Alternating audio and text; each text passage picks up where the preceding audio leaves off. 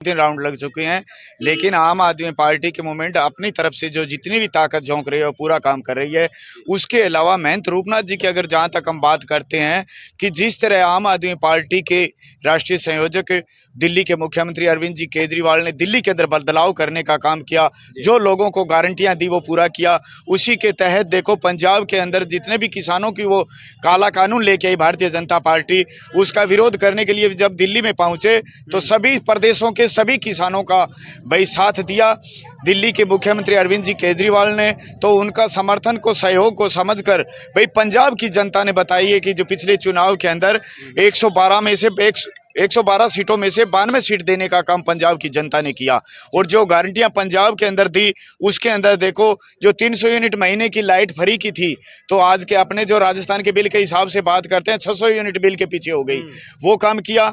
और जो बेरोजगार भाइयों को गारंटी दी कि जितने बेरोजगार भाई हैं उनके लिए मैं अलग अलग वैकेंसी निकालूंगा, तो 26,500 मुख्यमंत्री बनने के 3 दिन बाद वैकेंसी निकाली और अलग अलग डिपार्टमेंट के अंदर पेपर करवाए। जो राजस्थान के उस अंदर क्या हुआ है कि जो पिछली सरकार ने भारतीय जनता पार्टी की सरकार में 14 पेपर लीक हुए और कांग्रेस की सरकार में 16 पेपर लीक हुए, लेकिन यहाँ पर उन बेरोजगार भाइयों की कोई सुनाई नहीं हुई।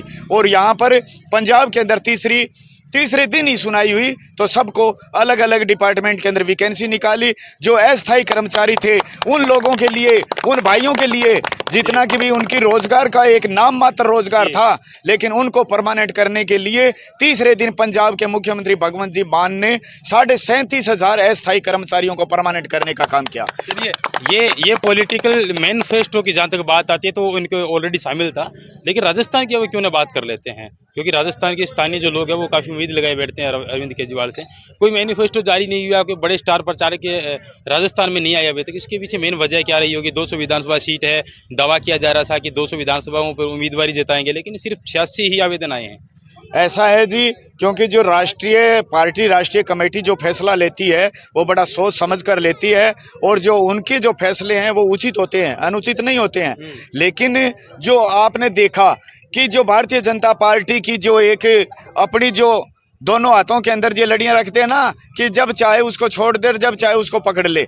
जो ईडी और सीबीआई की जो इन्होंने चलाई थी कि भाई अपने 2 नवंबर को भाई केजरीवाल साहब को यहाँ बुलाना है और यहाँ से बुलाकर उस बयानबाजी के बहाने से भाई इनको गिरफ्तार करना है। जिस तरह कि भी इनका फिर भी कोई राजस्थान है, ये अलग है, मध्य प्रदेश छत्तीसगढ़ के अंदर जितना वो चल रहा है प्रचार, उसको रोकने का काम करने के लिए जो भारतीय जनता पार्टी के बड़े बड़े नेता और उनकी जो मुख्य सीबीआई है, ईडी है, वो उनको भी पूरा चैलेंज कर रखा था कि बोले आपका काम ये है कि जिस तरह गुजरात का चुनाव हुआ था उसी चुनाव के अंदर देखिए भाई मनीष सिसोदिया को बयान के बहाने बुलाकर उनको अंदर डालने का काम किया।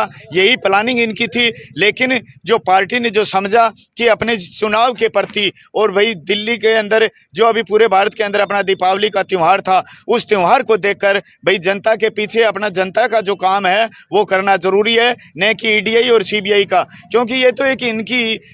तो राजस्थान में वो लोग पधार रहे हैं क्या कभी बड़ी सभा अभी कर रहे हैं जी। अभी 21 तारीख से राजस्थान में अरविंद जी केजरीवाल की 2 सभाएं हैं। कहाँ? एक तो थानागाजी और दूसरा एक ये भीम है, पता नहीं वो कौन सा, क्योंकि मैं इतना उस चीज के लिए टाइम नहीं दे पाया, क्योंकि मुझे तो सिर्फ बादरा क्षेत्र की चिंता है।